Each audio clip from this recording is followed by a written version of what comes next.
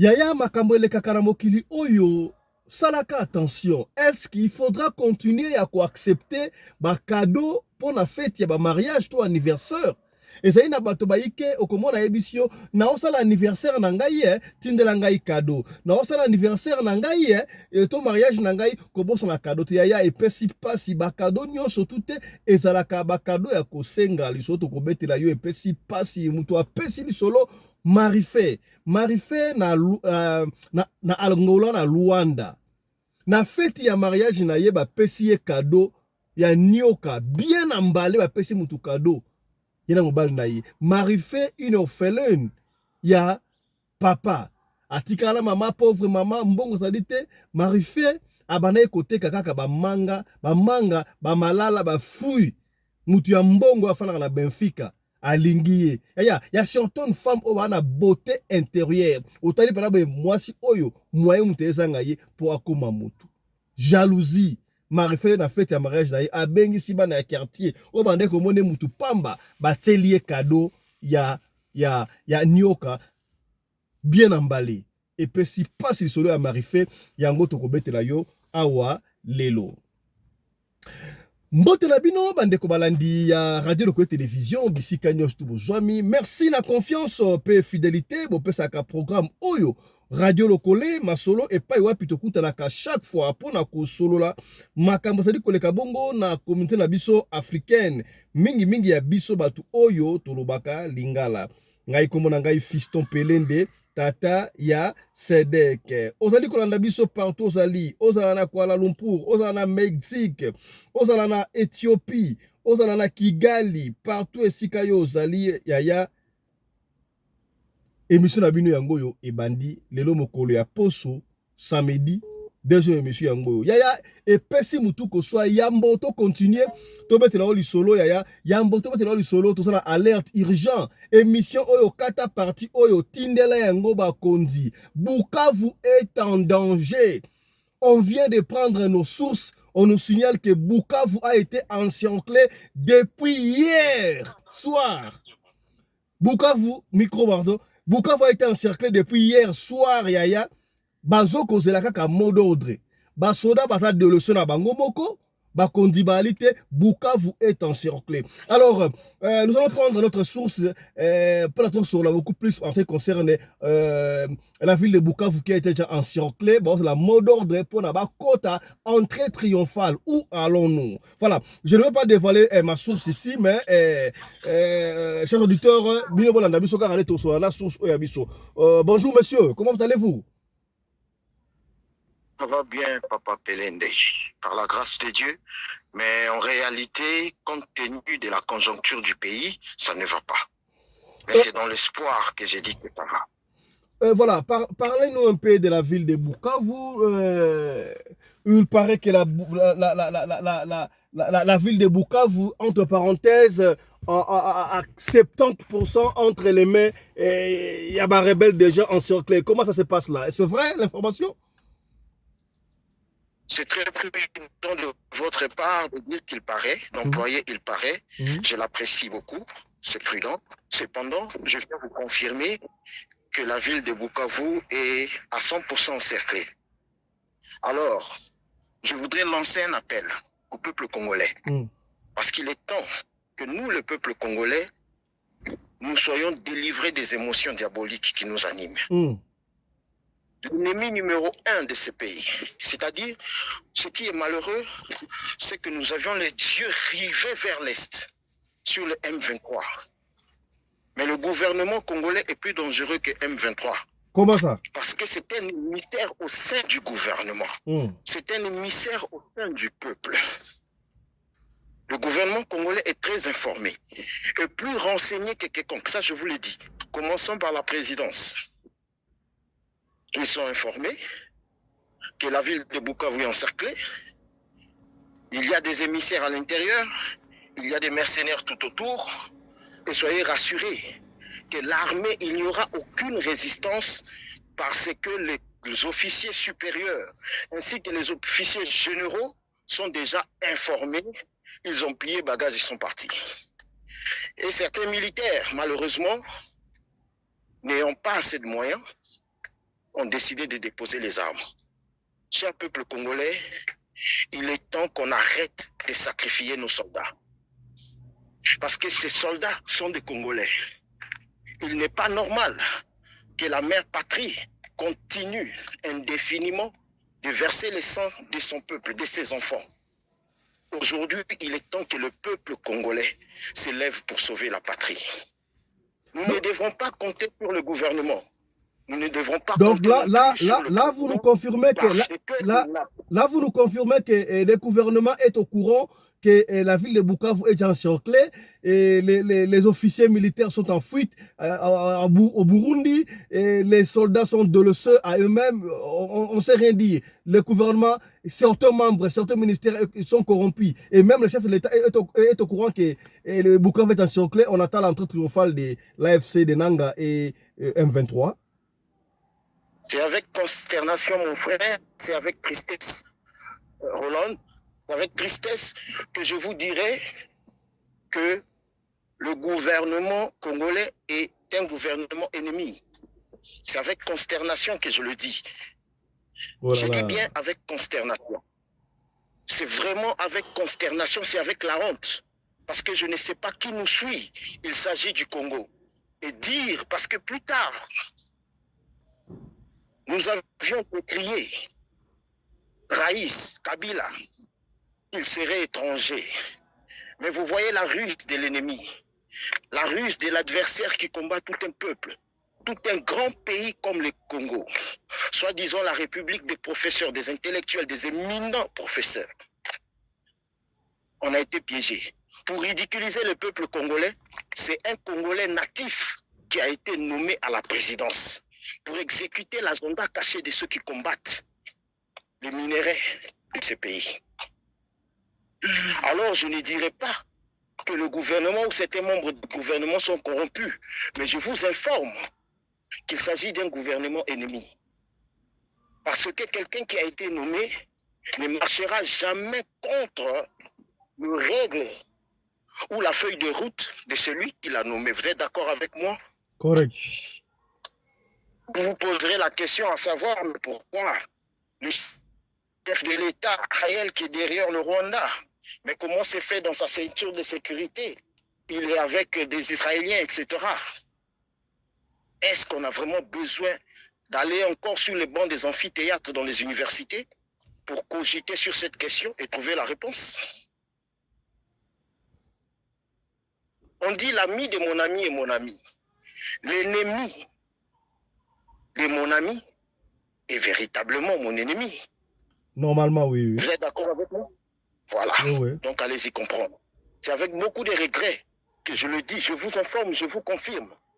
Il est temps qu'on arrête de sacrifier la Congolaise. Parce que cette armée, ce n'est pas une armée en tant que telle. C'est une unité de scouts. Parce que nous n'avions pas de munitions, nous n'avions pas de matériel de guerre. Pas livrer une guerre d'envergure. Des gens qui sont assistés par l'OTAN, par des Israéliens, etc. Vous connaissez la puissance de frappe de l'OTAN ainsi que des Israéliens. La réalité que le Congo est en train de vivre aujourd'hui, ça ressemble à la guerre qui a été menée à Laurent Gbagbo en Côte d'Ivoire. Donc là, vous voulez nous dire que... Une feuille blanche, une carte blanche, ils avançaient comme du couteau dans le beurre. Parce qu'ils étaient escortés par la force licorne.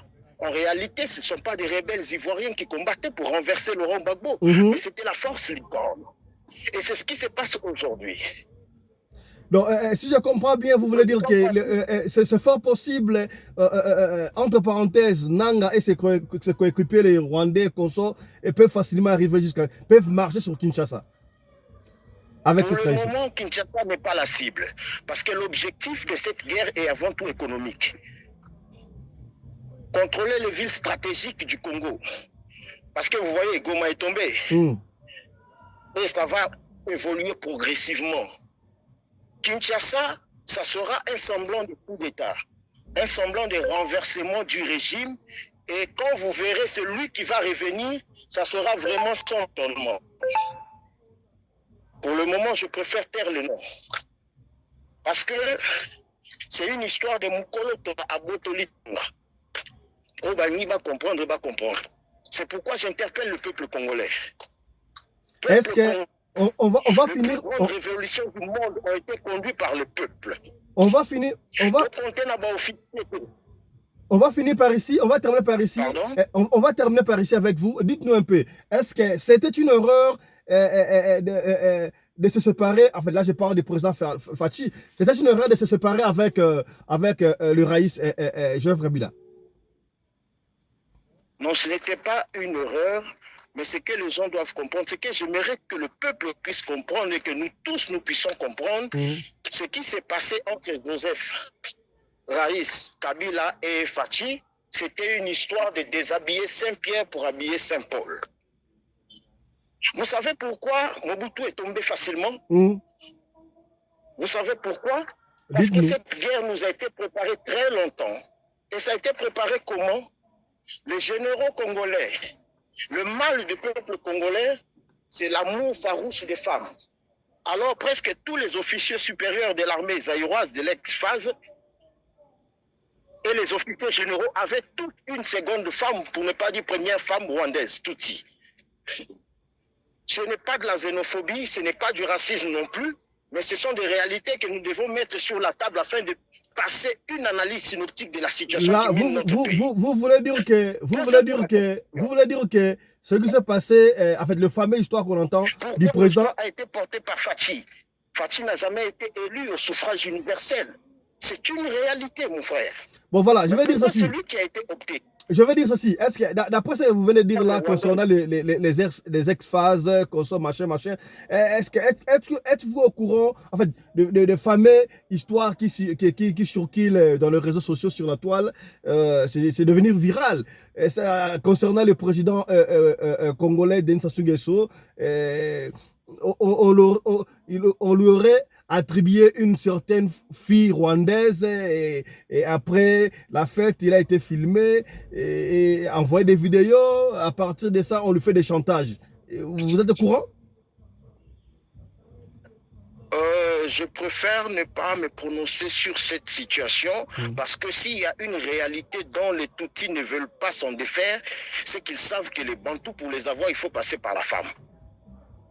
C'est des gens qui ne sont pas intelligents. Il y a même un adage très ancien chez les Juifs qui dit, les Juifs, vous savez, on dit les Nilotiques sont des Juifs noirs, mais qui dit, quand tu veux voir là où est logée la conscience d'un peuple, c'est pendant qu'il danse. La partie qu'il remue le plus, c'est là où se trouve mon frère, moi. Papelende. Quand nous dansons, quelle est la partie qu'on fait bouger le plus? Le centre du corps. C'est les reins, pas le ventre, c'est les reins. C'est au niveau du rein de Mabdjamberebe Tamaka. Et c'est là-bas qu'il faut attraper ces... Je parle du centre du corps. Là, je parle du centre du corps. Pardon? Je parle du centre du corps. Pardon? Les centres du corps. C'est la partie qui danse. Vous l'aviez appelé ainsi le centre du corps, mais moi je vous apprends que c'est le rein qui est le plus bougé dans toutes les danses du Congo, je dirais en général des Bantous. C'est le rein de la partie qui est le plus remuée. Et c'est à ce niveau-là se trouve la conscience du peuple. Voilà. C'est comme ça qu'on identifie la conscience du peuple. Alors dire que ceci est arrivé au président Sassou, ça ne m'étonnerait vraiment pas.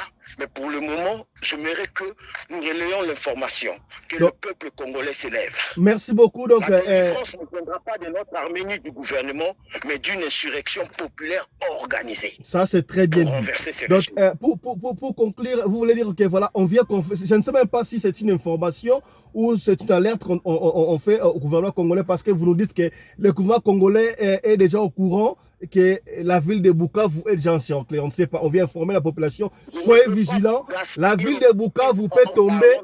Mon frère, le gouvernement congolais le sait mieux que nous. Ils auront les procès-verbaux des différentes réunions qui se tiennent à Kigali, ainsi qu'à Goma. Ils reçoivent tout en temps réel. Merci beaucoup. Certains conseillers spéciaux participent même à des réunions à distance. Donc, ils savent de quoi nous sommes en train de parler. C'est au peuple que je m'adresse. S'il vous plaît, sauvons le Congo. C'est tout ce que nous avions comme patrimoine. Ça, c'est la terre de nos ancêtres. Il est temps qu'on arrête de verser le sang de nos soldats. Merci On beaucoup. ne peut pas envoyer indéfiniment les soldats congolais en sacrifice sur le front. Il faut que le peuple menu s'élève. Merci beaucoup, le message est passé. Hein? Merci à vous. Voilà, ça c'était notre confrère. Je ne veux pas dévoiler les noms ici. Une source sûre, on a ici que la ville de Bukavu est encerclée. Yaya. Talatina radio locale. Tout le monde dans l'émission Awa, ba bengi biso d'urgence parce que c'est la radio du peuple, la seule radio, la seule chaîne où est dans makam oyo na vérité nyon surtout. Faites très attention. On a tous nos divergences, mais je l'ai toujours dit, la mère qui nous réunifie. Azakara moko, c'est la République démocratique du Congo. So qui tolobeli mboka ote, nani akolobela mboka oye pesi ngai passe, pesi ngai mawa. Tangu sousa ali kolobake, même les autorités savent que la ville de Bukavu est encerclée.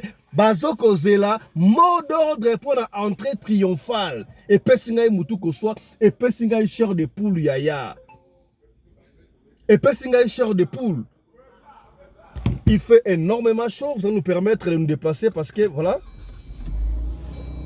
tout le club de position à Kitoko, mais je vais continuer à parler.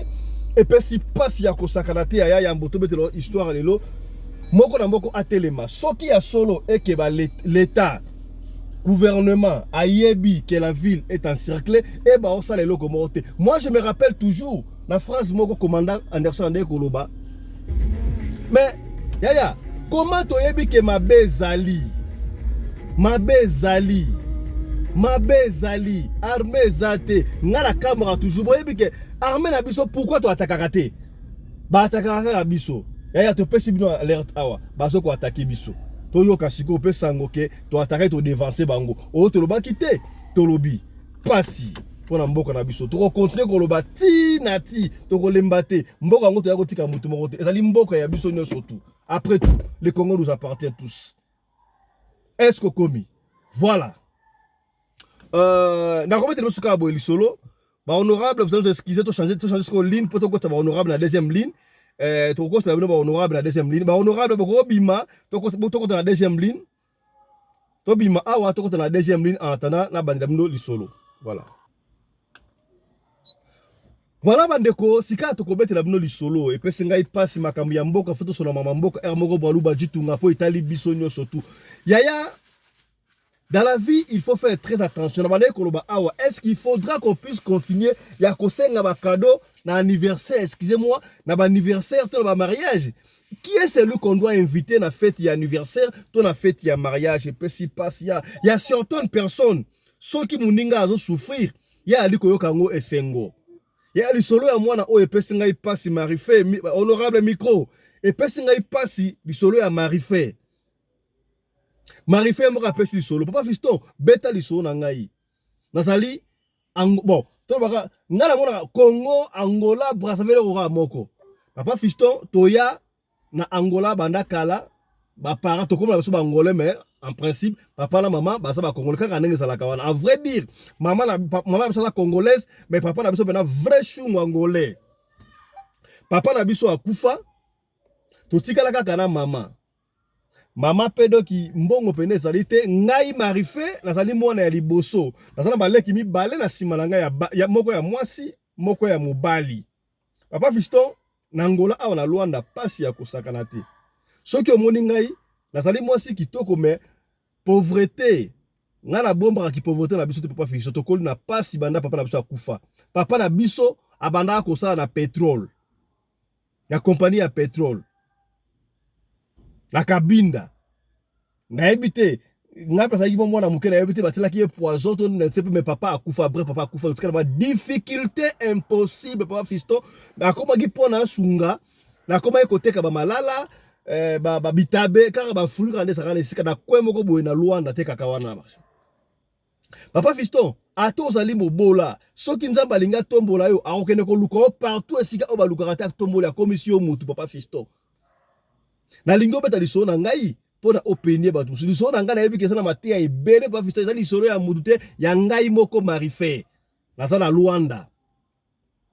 Papa fisito na oteka ba malala bitabe consort na teka kana ndengo wana soge sisi na somi mwa biloko toke kolia machin ka ndengo wana tant que tu ressembles papa Fiston nazalaka na liputa na ngambo la takawana nazala bilamba te étant jeune fille je 25 ans nazala bilamba te papa Fiston elamba ekolobangelo remonter la susu nanga salaka maman na ngai alia bande ko na ngai balia papa Fiston jour moko na otekaka malala bwe na mona mutuka moko ya bien dû payer comment ina koso bitabe mutu ana sombanga bitabe asombanga malala asomba manga na kangele pe bien na pesa ye. Je me rappelle, et c'est là qui échange vertical. Et c'est là qui faut na zone c'est là 20 quoi 30 quoi ça moko boye. Et puis c'est garder échange. Na garder échange. Mais ça au papa Fiston beta ka mutu oyo na ba jeep boye na Angola c'est bien te boye est-ce que a resomba ngaite les kambute nzambe batelanga na zali orpheline de papa. Akei. Papa, après 4 jours, mutu wana sombika ndengo a garder change bandi ko banga. Na yebi surtout mama mutu boka sombaka kuna ndenga nini autikala nga besanga na to banga na ngai bato makamabe. Mama abito sa mwana nzambe lo mo esala te. Mutu nga za ndenga nini. Ah non, na yebi mama azali bon, asana ba 43 ça ba 45 ans bilo mo ndengo wana doki ça va alors bana le côté wa lo bana ngelo mo ça fait sini wala. Papa Fiston, 3e fois type wana ye aura que de la mutu akiti aye tika na oneko so ba wite lelo nga na kolia ba fruit nga awa una kende. Papa wana badi kolia fruit wana le manga le bitaba le nyo sotango esili abimisa $. Et puis Angola dollar est comme difficile.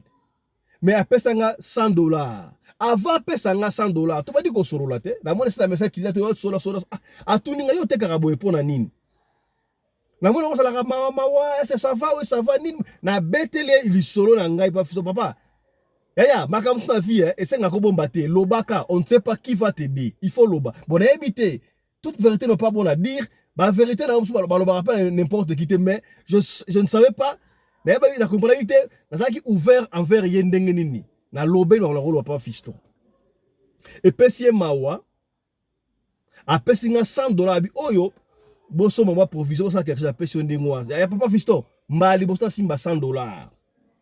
Na zonga na ngona SAP mama banche en tout cas promet si ko ngai moko na tala na radio ko ba ko kansa est-ce que o papa na bisote masolo papa Fiston betaka ono muta kenda revena yo zonga boye o papa na bisote to ndinga boye ça va na teka na si papa Fiston au fil du temps to bandi ko solo la na moni abandi ko koloba na ngapa ka bolingo na ndenge moko ya ba parabole non azalaki na mwasi na ngai alinga kimbongo e konsobo boye marché abetela basolo bolingo na ye en tout cas ça sont ensemble en tout cas ndena ça na sepel na yo na bade ko étudier banda kala ba Fiston avant ko somba boye nzoka étudier nga pendant 2 mois avant lo somba ndeko ya biseki ngai na sepeli to sa da yo siko natali ngana niveau ya ngai mwana ya manga mwana ya bitabe mwana ya malala mutuka ndengo wana nzambo longola kusanga nini na zupe mwa tana bandi ko banga na ngai eske alinga sacrifier ngai te alinga sacrifier ngai te kesi lo para na bona eza mama bolingono na bona ko esa mama na tika nga ya sapi mama pete na tifana na ngai mayaka pe wana bon papa Fiston na yeko ndima après bon na ndima mais maîtrise na yekse bo na ndimi te beka biso baso sala kamera na mali ko pesa moi gentillesse que na ndimi quoi abandi pe ko ya wana okomona pe comme mo siko bu azwinga pe na akoya moi ba 15h 16h bo to fona teki ba manga na ngati ba 17h 18h et sili omona pe azwinga te atikinga pa na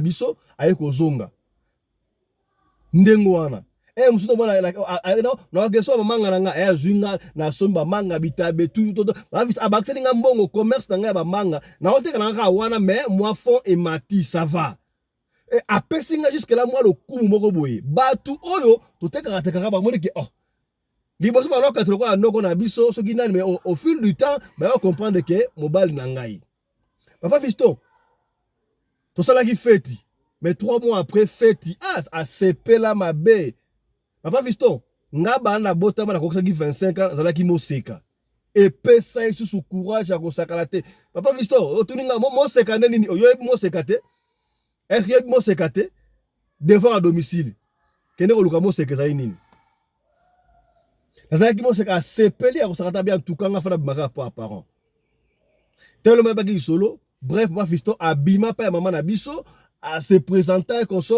bah ça la facture monsieur uta ki ça ya bah sangi ça bref, papa fiston à ça la d'abord ben ngoni prédoti. Ouais, on peut savoir ben ngoni. On peut savoir ben ngoni prédoti. Ba ye wana ba pesa biloko ya ba famille na ye, marché ba pesa biloko papa pesa surtout très bien. Moi fait est-ce que ça m'a wana c'est bon. Ba annoncer mariage religieux. Ngai mwana ya manga papa fiston. Ngai mwana ya malala. Ngai mwana ya bitabe. Na bali religieusement.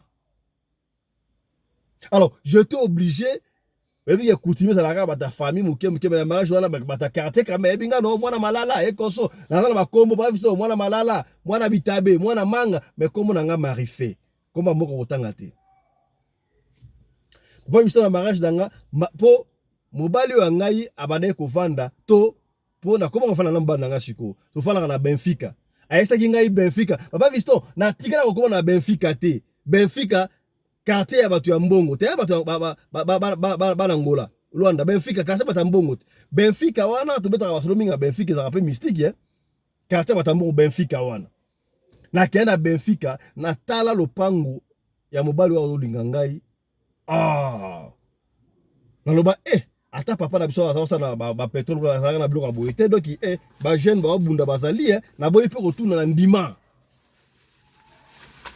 papa fiston tout le monde atala ka émission to na ba doute est-ce que mobali o asa mutu ba kisi to mutu ba kisi tu bref mais biso basi ala rende ngwa chance ya raba la ba ndima ki na ngai excusez-moi ndoka la ile mutu ba kisi te papa fiston jour ya mariage na invité ki bato ya quartier ba bususu bate kaka konso ba ye mariage na kitoko na hotel mo kitoko tanga kombo na ngote na Luanda wana bato ba yebi o musu ba pe mariage wana ba yebi kombo na nga marife o ba yebi esika no tanga na toka na Carrefour wana ba koyeba liso na ngai papa fiston wana benga nga mwana manga mwana bitabe mwana avocat do mwana ba free pour toi na famille pauvre kitoko vous comprendre j'aime partager ya partager mission on a chaque formation to betaka awa peut-être ko sunga ote mais tant yo partager et ko sunga ndeko moko songolo et sika moko pakala yango to sengaka bo partager ka yango massivement voilà papa fiso tongo fête à mariage sili na tongo nango to tala ba cadeau na ba cadeau ya misala ya mbal na ngai na batu nyonso to ba yake na ba cadeau to te ba cadeau wana to kango na chambre mobal na ngai il avait prévu 3 jours ya vacances holiday après mariage to longa Luanda to kenda na Cabinda to kenda voyage na Cabinda holiday après mariage to tika ba cadeau ka ndengo to kenda 3 jours après pour fiston to e kozonga na Luanda ndaku to vandi sur mbal na ngai parce que kozonga musalade to bana siko kufungula ba cadeau papa fiston to fungola ba cadeau to fungola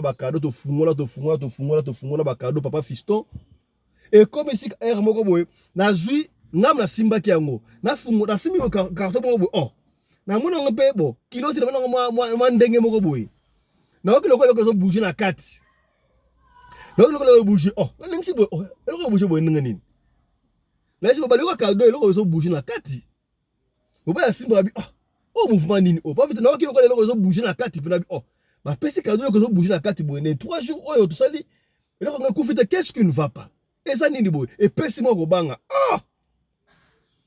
même ba cadeau ebele ba tu basala kanango ba pesa ba cadeau okomona mutako pio cadeau msubo mona o cadeau ya ba atie ba kaka na kati kuna mais oyo kakate oyo zo bouger boy qu'est-ce qui ne va pas suspect obal nanga benga sentinelle aya mais dans mon cadeau suspect to kati ma ba funga ba cadeau wana donc jusqu'au point que nous pas ngumne na Benfica wana ba su carton wana ba chango libanda ba panzi yango panza carton papa fiston sentinelle ba ngi balé na ba domestique ba panza carton wana ba mona papa fiston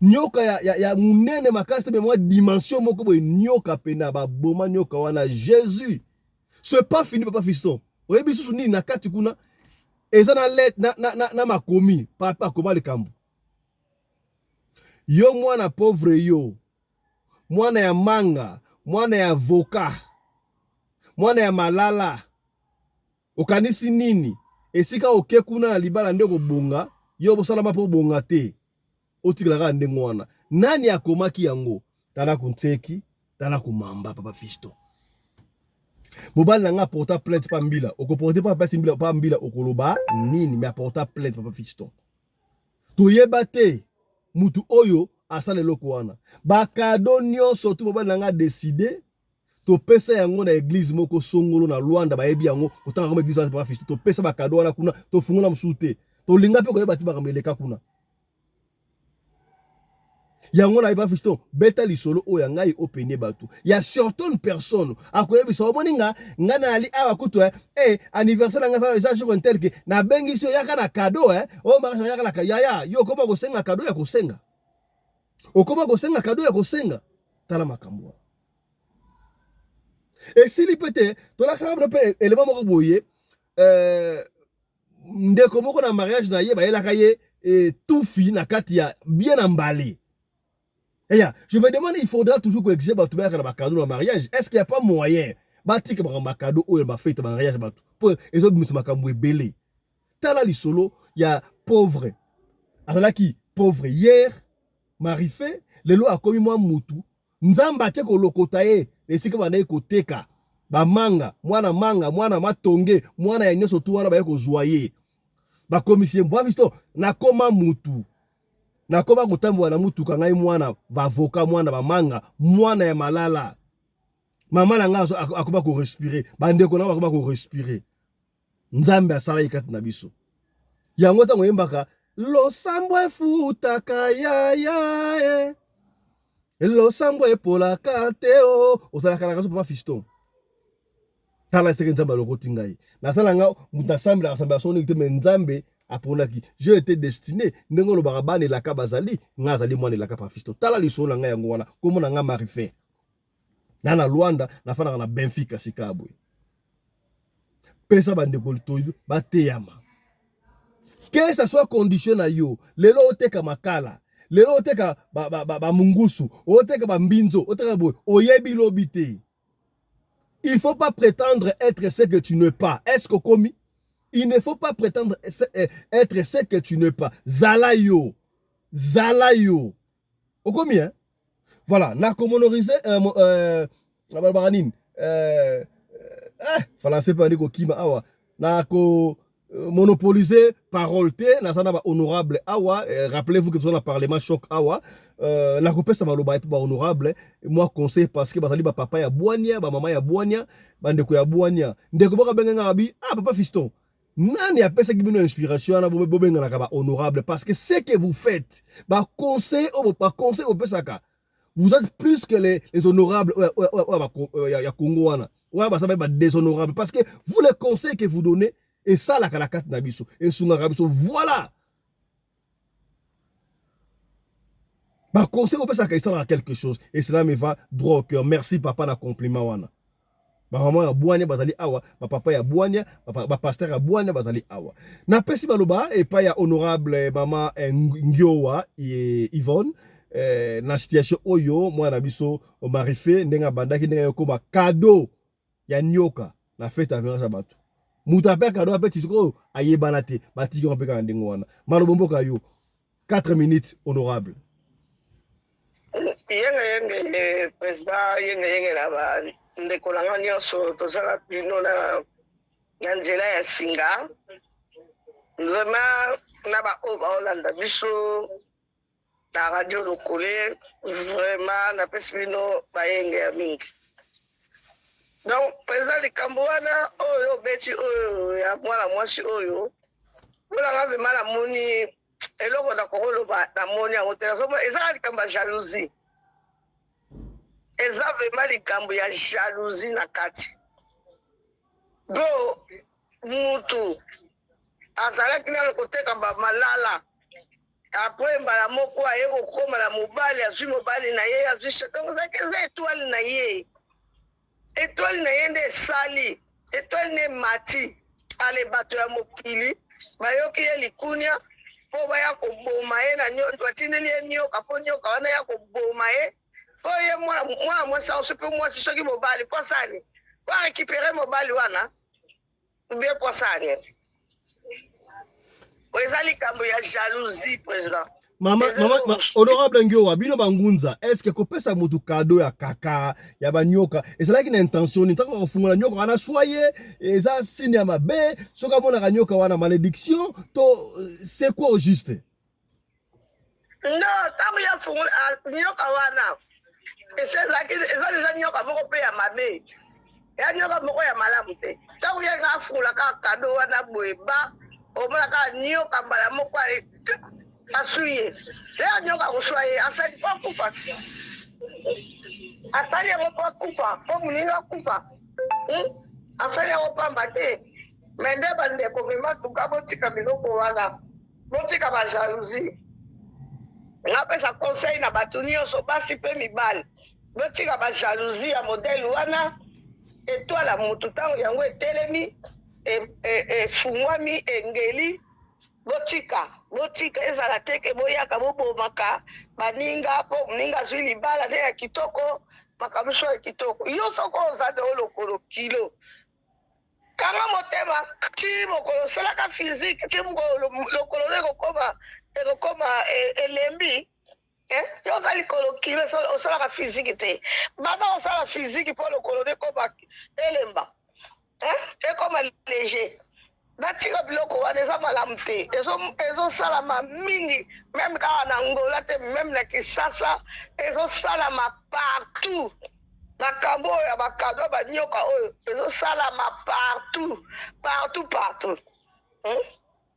mosusu kutu natalaki na émission moko mwana mwasi moko batieli ye nyoka na ndeka yaka kado batieli ye nyoka wana sikoyo mwana mwasi yango ndenge azwi bakado bakende yango na ndako lokola bazalaki na hotel bazwi bakado bakende yango na hotel nde basisi kado na hotel ale marraine na bango alobi te tika nazwa bakado nyonso nakende yango na ndako kuna epai na ngai lere akende yango na ndako kuna epai na ye tellement amonaki kado wana modele bakangelaki yango vraiment bakangaki yango kitoko ya koleka ya lobi awa na kati awa namona eloko kaka ya kitoko yali awa eloko malamu ezali awa eloko malamu azwi bakado nyonso apesi azwi wana abomi nyoka le na nzala na nini nyoka bandi koningisa nini kado wana yabe yango eloko nini yango ezoningana boye na kati ya karton oyo nyoka aza koningana azoninga donc abima parce que nzala se ekotaki ye aye kobanga abengi akende yango epai ya prêtre abengi baprêtre lere baye babwaki mai makambo nyonso tu basambeli esili bafongola boye nyoka akenda kosenga moninga pardon moninga alobi se bien bopusi sikoyo soki nyoka wana aswaki ye anga kufa pamba pour rien donc bajalousie botika bino mpe bamarraine botika koyibaka bakado ya bato bino mpe bamarraine botika koyibaka bakado ya baninga bazopesa mbongo yo oza kozwaka yango ozopesa mbongo yo ozozwa okomona mbongo ozosantike mbongo yalaki ebele mais lere oya kotika yango okopesa yango bamarie mbongo me mbongo oyaki ebele bato bapesi bambongo ebele ekei wapi nzoka ye marraine mpe azwaki ya ye ozomona eza malamu te vraiment tuka fo kotika makambo wana. Merci beaucoup honorable. Voilà, to kei na Afrique du Sud na Johannesburg to pesi maloba epai ya honorable mama Nene Bopikiliki. Lecture na yo.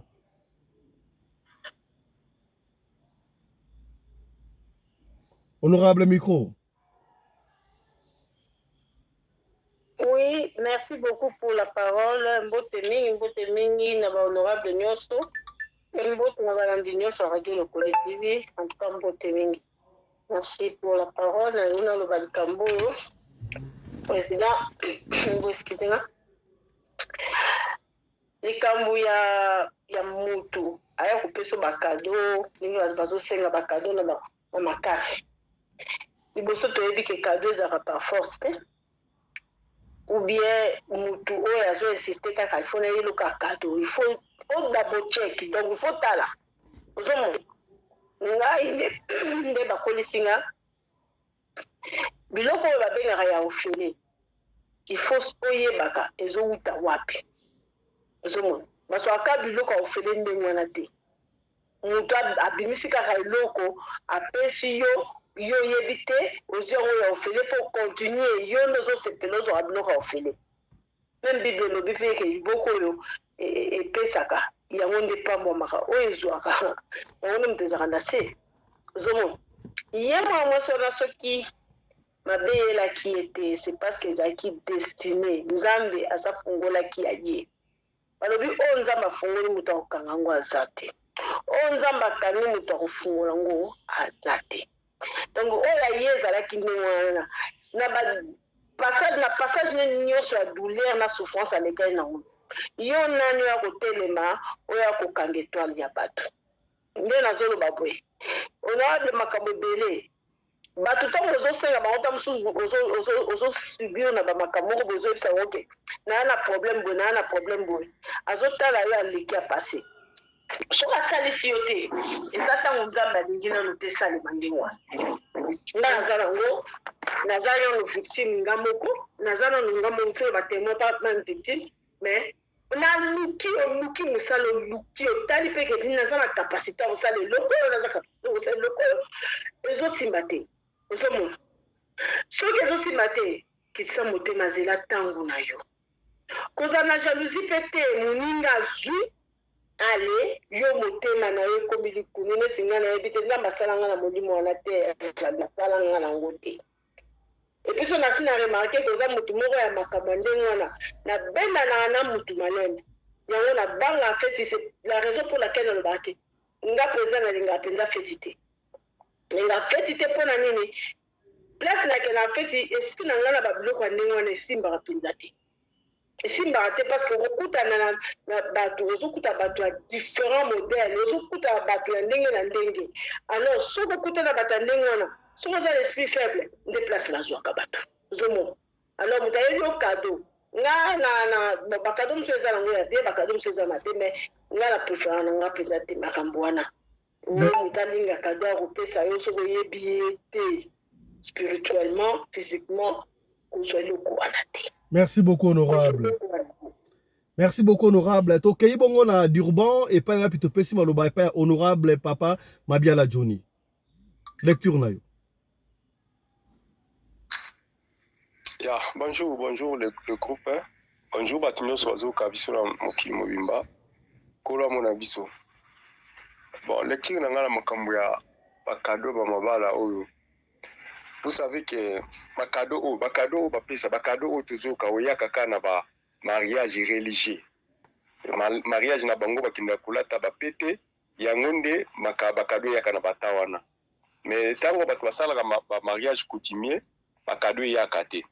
Donc qui prouve que par wana bazwaka bakado o ya empoisonné wana eza par moko pe seigneur ayi bakango te. C'est pourquoi bazalaka toujours exposé. Le vrai mariage, c'est un mariage coutumier. On colle le baki, c'est tout. Famille balé ba fandi et sili. Bazu ba biloko la bango, ba tuana bango et sili. Ba pesi bino permission pour que bo fandi ba place. Ba biloko ba sala kana ya ba prestige, ya ba nini wana. Ndé yango pe makambo ya kana tela wana. C'est ça. Alors pour un mutu soko so bali déjà. Avant il faut préparer les balles là, il faut déjà la babiloko yo et puis que moi c'est akoya okuta na ndaku ainsi de suite. Kokozela la bakado batu posa nango. Nabi il faut la taboulé ou bien lwambo bakali. Aimba nini moko bakado empoisonné. Nzemo moko bozaki na bakado empoisonné. Donc il faut zambila belle je pense. Donc moi ça bali mais kado moko yena kati nango boyfriend ya mwasi na we akala asaleli penda lettre akomeli makambo belé atiel donc aye kopesa ye na mbongo na kati mwasi azwi yango tanga fungoli bazo tanga lettre wana ya mutu ne akala bakado empoisonné yango wana to ça dit répondre ngai ba biloko wana ya ba fête ya ba mariage ya bulu yeke ya kobenga ka bato ebele bolati ba voile ainsi de suite donc eza nango ba dépense moko inutile pour moi bambongo wana ko bebisa ba faut somba nde ba biloko bino ko zanga net na ba so bozanga ki télévision bo sombi TV so bozanga ki frigo bo sombi frigo pour bo compléter o ko zanga na ndako na bino mais ce que ezake ezake pona bo benga bato ba mona bino ke bosali mariage ainsi de suite ba prestige wana utana na ouest et pas ba mindele. Eza vraiment la sens des la tinate pa maman na biso papa biso kala bala na ba mariage ba cadeau belé il faut ba benga ba to pa na ba bar ba bina. Merci beaucoup honorable. Merci beaucoup honorable.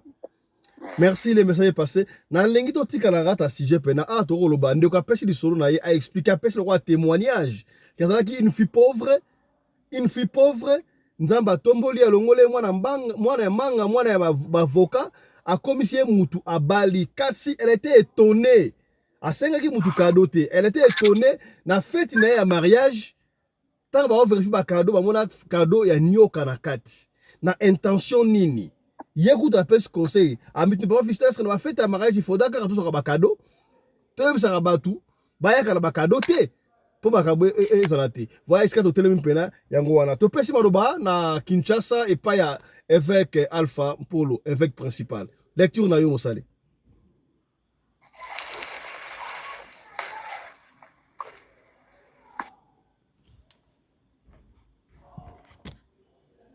évêque micro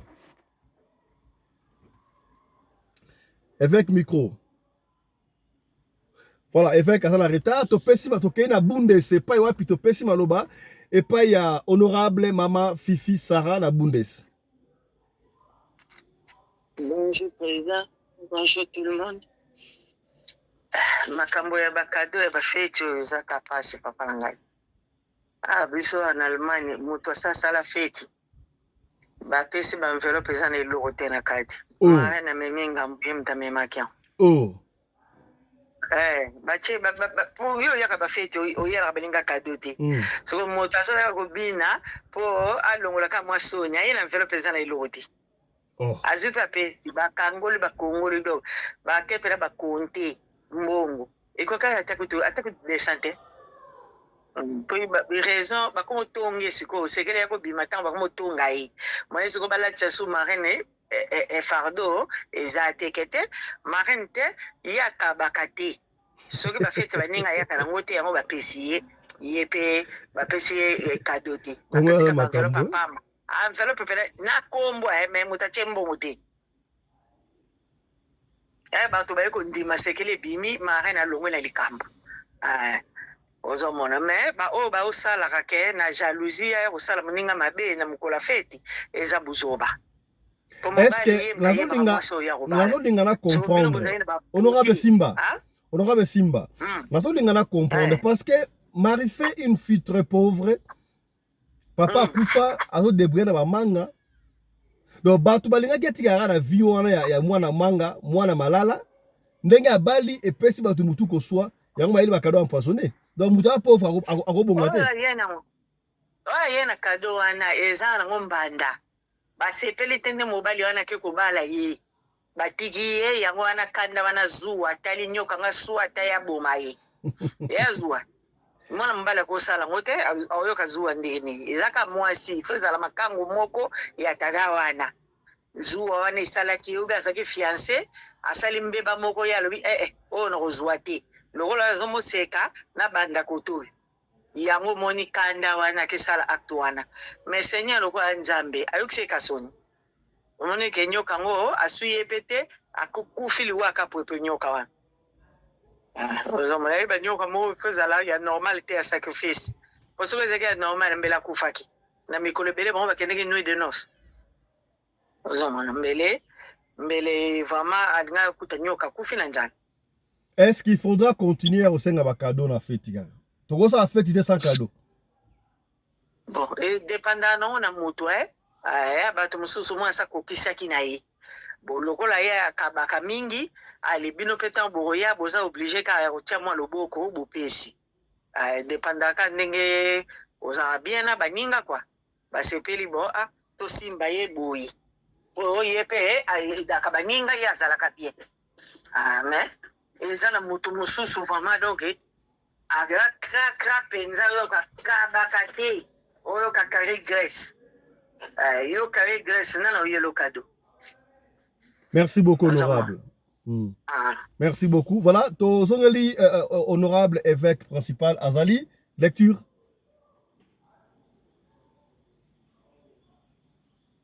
Voilà, là je crois honorable est toujours occupé. To Pessi Maloba et Souka et pas honorable commandant Congolo Anderson de Djobour, mon ami personnel, porte-parole, il y a communauté congolaise d'Afrique Mobimba. Honorable, lecture Nayo, on va finir par ici.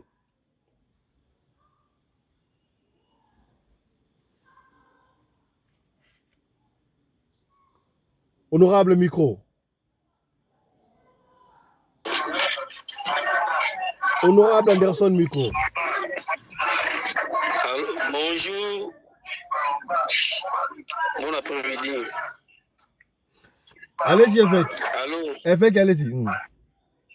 Ah oui, Nalandi, contribution vraiment. Et Sali et Sengo. Pour Nzambe à répondre nae.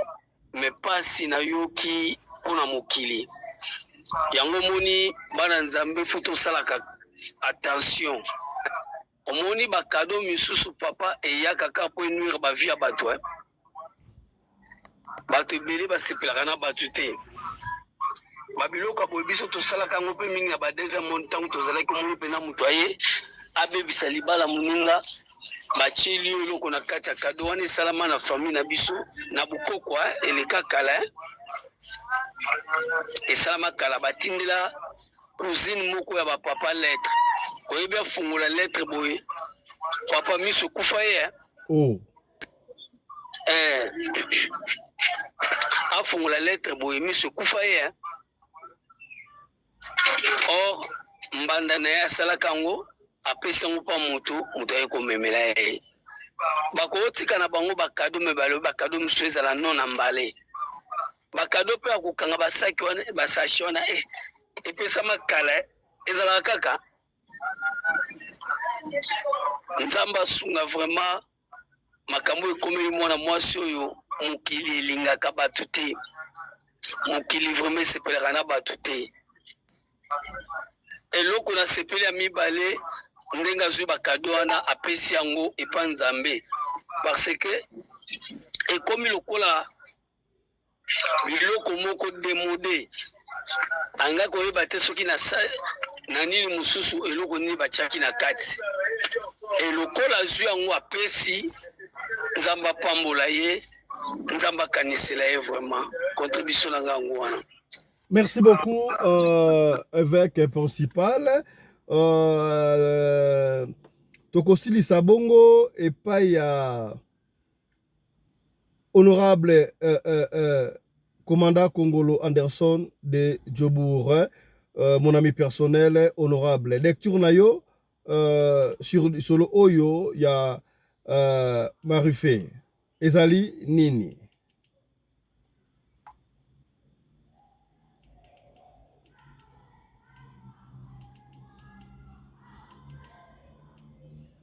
Honorable. Voilà. Honorable Anderson, peut-être Aza empêché, micro naïe et les autres les catés. Voilà. On va s'arrêter par ici. Mesdames, messieurs, merci. Allez-y, honorable Maman Fifi. Et naobeta lisolo ya Mama 26, moi c'est président Mobutu. Ok. Liboso. Ok. Tant ma c'est ça Koufi. Président azwaka mwasi azaka na mwasi ne déjà baso abotaki na bana azaka mwasi lito mwasi noko nai après ale baye koma libala mukola mariage mukola mama na koma ka vehicle ozomona mariage nga mabomba mia mabebele mukola mariage azaka risqué soko sambela kati donc ezala mama ezala après maman Antoine ezala mama bobila dawate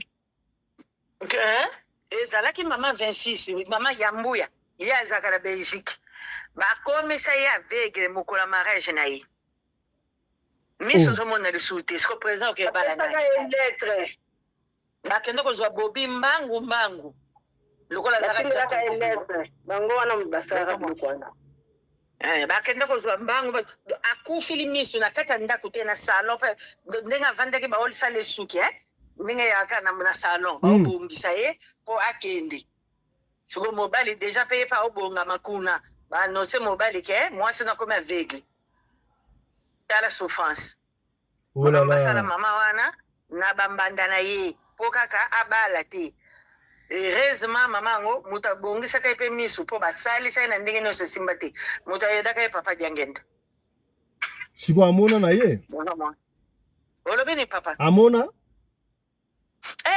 misu koma komona te ye mo mpe moto abeta lisolo na ye na kotindelo tindela biso bakomisa ya aveugle papa na libala mpe balandela ye batika ye te mpo mona bitumba ngo ndenge ezalaka atikali deuxième bureau soki troisième bazokontinue kobota na mobali bazolandela kaka ti mobali mpena aboya ye donc ongoba ke mama oyo mutu azalaki na basa makambo wana bambanda na ye na lipota na bango mbanda na ye moto asala ebongo aliya bala te siko okoyeba ndenge nini oyo akufaki soki bango mpe babomaki mpo mwasi aliboso akufaki ntango yo kosala ya mibale ndenge wana eza yo te moto oboyi moninga mpe wana kuna mosusu mosusu mpe ye. Merci beaucoup, honorable. Commandant Anderson est toujours occupé. Merci beaucoup. Merci beaucoup.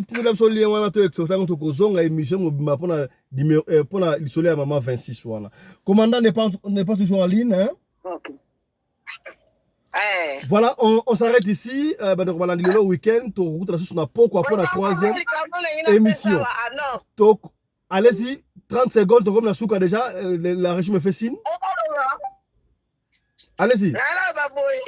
Bino ba mama oyo boza koleka ka epai ya président Fiston Pelele botika kobenga ka ngai Fiston papa président yango nalobai kobenga nga suma makongo te batu mingi bakomi koleka na kombo wana ya mama Kongo bayebi kaka ke mama Kongo ya nani ya honorable mama Kongo ya Fiston Pelele bakomi kokende kosalisaka batu na bandenge na bango ba mama wana la yebisi bino botika bokota mai po si bo bandi déjà okota mai. Voilà, les messages est passé. Alors, on peut jamais conclure cette émission, mesdames et messieurs, na ba émission de Koya, te ko boya ozala na Europe, na Amérique, na Asie, topé en Afrique yaya désormais soki olingoti na mbongo na Kinshasa yaya agence ezaka moko agence ya transfert Camille tokopesa benga biso tokopesa o numéro yaya ozoti na mbongo na M-Pesa makambo te na lembi te kaka na telefone na yo osali transfert ndeko na Kisasa azui ndeko na Johannesburg azui ndeko partout azui ataku ndeko na Poto pe azui o tolobaki te tolobi benga biso meza kostele boye soki osali na code na yo bakisa kuna Radio Lokole TV on transfert na moins cher tokozongela yango na ba émission oyo ezali koya mais sika soko lingo tinambo na Congo benga biso mbala moko tokopesa o numéro batena mondeko na M-Pesa azui yango mbala moko na téléphone otie ozui na agence ya Camille papa Camille en collaboration avec Radio Lokole. Voilà, allez, portez-vous bien, santé de fer à tous hein. Chap chap et tara.